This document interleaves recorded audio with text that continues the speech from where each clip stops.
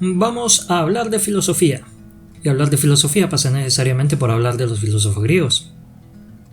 Y como nos encanta poner marcadores para decir antes y después de fulano, aquí nuestro marcador va a ser el maestro Sócrates. Así pues tenemos filósofos presocráticos y posocráticos. Entonces, para empezar, vamos a hablar un poco de estos filósofos presocráticos y algunos de sus matices, incluyendo ese matiz de que algunos presocráticos fueron contemporáneos de Sócrates.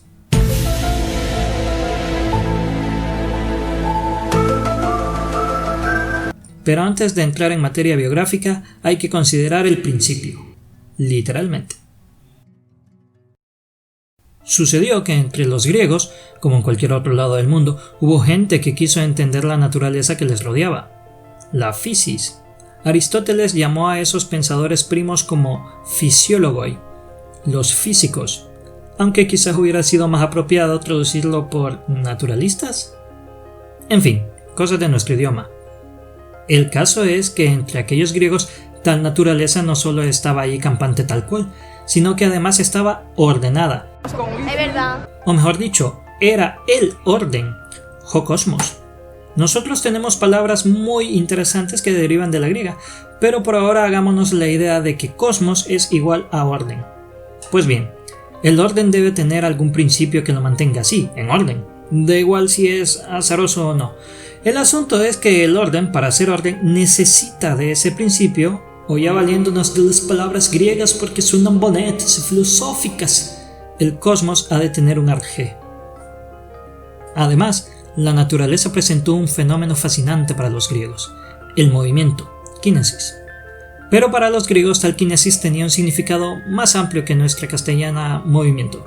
Ellos distinguían 4 tipos de movimiento: movimiento local, el movimiento cuantitativo, es decir, el aumento y la disminución, el movimiento cualitativo o alteración y, el que más nos interesa por ahora, el movimiento sustancial, es decir, la generación y corrupción, génesis kai phtora.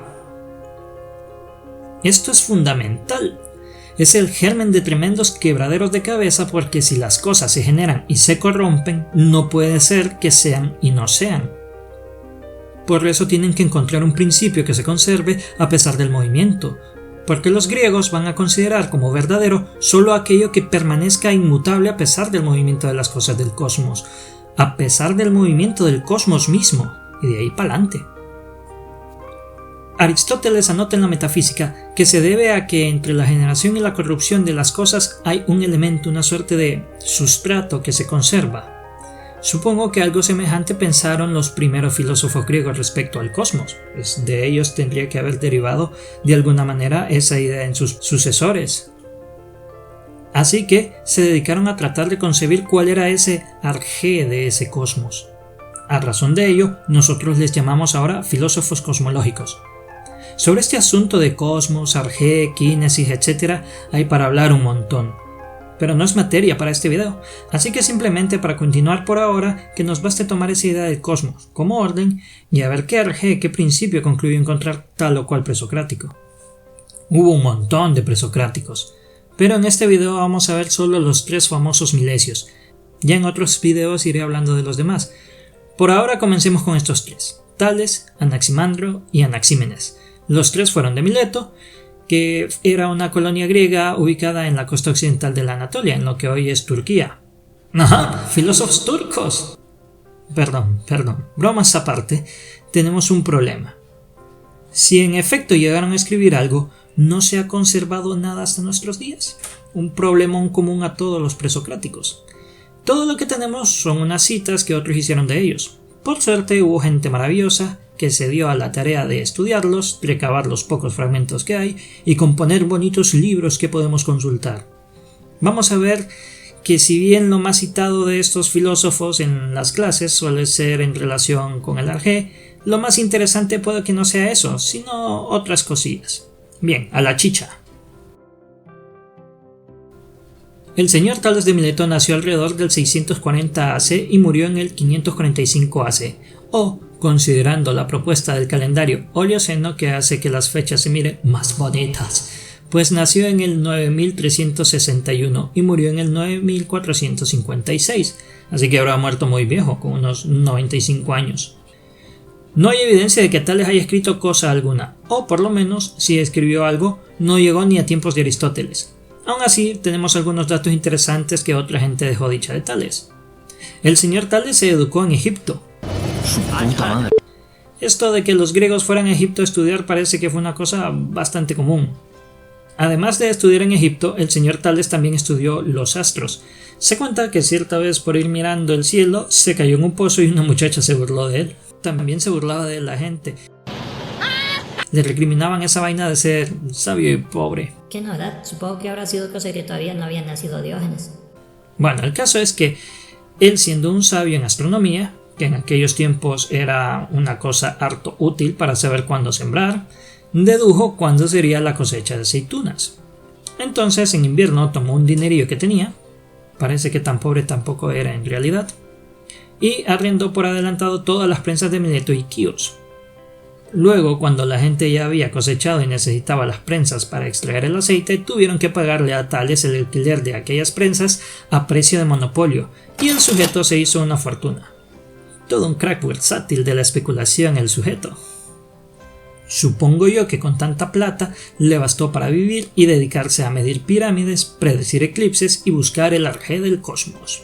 Me imagino que, quizás, observando con sus ojos desnudos lo que nosotros conocemos como condensación, habrá resuelto que aquello espontáneo no podía ser, y concluyó que el principio del orden tenía que ser el agua. Todo un maestro de las matemáticas y la especulación el hombre.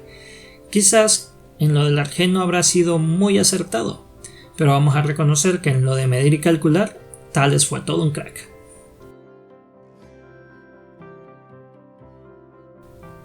El señor Anaximandro fue un poco más joven que Tales, y también su discípulo. Nació en el 610 AC, o 9391 EH, y murió el mismo año que su maestro, en el 545 AC, o 9465 EH, con unos 65 años. Se dice que fue el primero en publicar un discurso escrito sobre la naturaleza. Estas palabras, por cierto, perifisis en griego, servirían para titular otro montón de textos de otros filósofos griegos. Una nota curiosa sobre eso es que la mayoría, cuando se traduce el título, es sobre la naturaleza, pero en el caso de Aristóteles no. Su obra con ese título la conocemos como Física. ¿Por qué? Pues porque sí. El caso es que Anaximandro tuvo muchos intereses. Uno de ellos fue la geografía, y se le atribuye haber sido el primero en dibujar la Tierra y el mar en una esfera. También se ocupó de la astronomía, y se cree que fue el inventor del gnomon, una suerte de escuadra sobre un plano para ver la dirección y la altura del Sol, y con esa medición se podía saber la hora y averiguar cosas como los solsticios y los equinoccios. Sobre el arjé, Anaximandro pasó del agua de su maestro, y dijo que el principio de las cosas es lo infinito. O en griego, para que suene bonito y filosófico, apeiron. Pero vamos a tener presente que esto es postureo igual que con cosmos y arjé. El arjé del cosmos es el apeiron, o, volviendo al castellano, el principio del orden es lo infinito. Ya, pero vamos a matizar un poquito. García Yebra dice que no hay que entender infinito en el sentido matemático, sino más bien en el de indeterminación. Así, la generación se da al separarse de lo infinito cosas contrarias, calor frío, seco húmedo, etc. Es decir, en la generación las cosas se determinan y en la corrupción las cosas decaen, vuelven a indeterminarse, o en otras palabras, vuelven al infinito. Puede que esta abstracción del apeiron sea muy abstrusa y desdeñable, pero la verdad es que da bastante tela para verlo con más profundidad más adelante. Cerramos este repaso de la escuela de Mileto con Anaxímenes. Fue el más joven y el que menos vivió de los tres. Nació alrededor del año 557 AC o 9444 EH y murió con poco más de 30 años alrededor del 525 AC o 9476 EH. Anaxímenes fue discípulo de Anaximandro y algunos dicen que también lo fue de Parménides. Anaxímenes pensó que la Tierra era plana y que estaba suspendida en el aire. Pero que no se emocione ningún terraplanista, que Anaxímenes, como el resto de los antiguos, se dedicó a pensar con lo que tenía a mano, su mundo inmediato y sus ojos desnudos. Por eso no resulta extraño que pensara que el principio no era ni lo infinito ni el agua, sino el aire.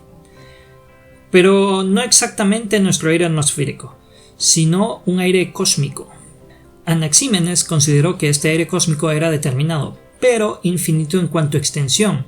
Las cosas se generarían y corromperían por condensación y rarefacción de ese aire cósmico. Y la rarefacción y condensación serían opuestos entre sí. A la condensación se le relacionó con el frío y a la rarefacción con el calor. Para Anaxímenes, no era solo que el aire fuera el arjé, sino también que la forma en que ese arjé cambiaba, es decir, la forma en que se movía en el cosmos, era física. O en castellano, que ese principio se transformaba en el orden mediante procesos naturales. Puede que estas conclusiones a las que llegaron estos filósofos cosmológicos nos resulten un poco extrañas, para algunos profanos hasta risibles, pero debemos considerar no solo sus conclusiones, sino también el conjunto de significantes y significados que emplearon para tratar de entender y dar a entender el mundo, y que nos han permeado hasta hoy día. La palabra arjé quizás menos, pero su significado de principio elemental fue fundamental para toda la filosofía por venir. La palabra cosmos, no solo como equivalente griego de orden, sino también como base etimológica para muchos de nuestros vocablos actuales, como cosmogonía o cosmología. Y también kínesis, como una concepción de movimiento más amplia que la nuestra para un solo significante. Pero que igualmente nos ha permeado para referirnos a cierto tipo de energía, la energía cinética. Y es que tanto energía como cinética derivan de palabras griegas. Para finalizar, quiero agregar unos apéndices históricos, y es que mientras los milesios buscaban dar respuesta al principio del cosmos, ¿qué estaba pasando en el resto del mundo? Claro, muchísimas más cosas, inabarcables para un par de apéndices, pero aún así quiero muy arbitrariamente, a fin de formar una mínima referencia histórica para contrastar, mencionar unas cuantas. Primero, un vistazo por África y Eurasia. Bueno, Egipto y Eurasia, rápidamente. Para el 642 AC o 9359 EH, Roma cumplía apenas 111 años desde su mítica fundación y moría Tulio Hostilio, tercer rey de Roma. Le sucedió Anco Marcio, último rey romano de origen sabino. Ya en el 640 AC o 9361 EH, que es el año de nacimiento de Tales, Egipto llevaba ya más de 2400 años de historia. Y como nota final, para el 612 AC o 9389 EH caía el imperio asirio. En Asia, Japón, hacia el 660 AC o 9341, esto es 20 años antes del nacimiento de Tales, era fundado el país en cuestión. O al menos así es como lo reconoce la tradición japonesa. Su fundador y primer emperador fue Jinmu Tenno, que literalmente significa guerrero divino. Finalmente, un vistazo por Mesoamérica. Por Mesoamérica se pasaban las primeras décadas del periodo preclásico medio tardío, que se comprende entre el 600 AC o 9401 EH hasta el 350 AC o 9651 EH. Durante ese periodo florecieron importantes urbes como Nakbe y El Mirador. También corrió el último siglo de la civilización olmeca, cuya decadencia definitiva llegó un siglo más tarde.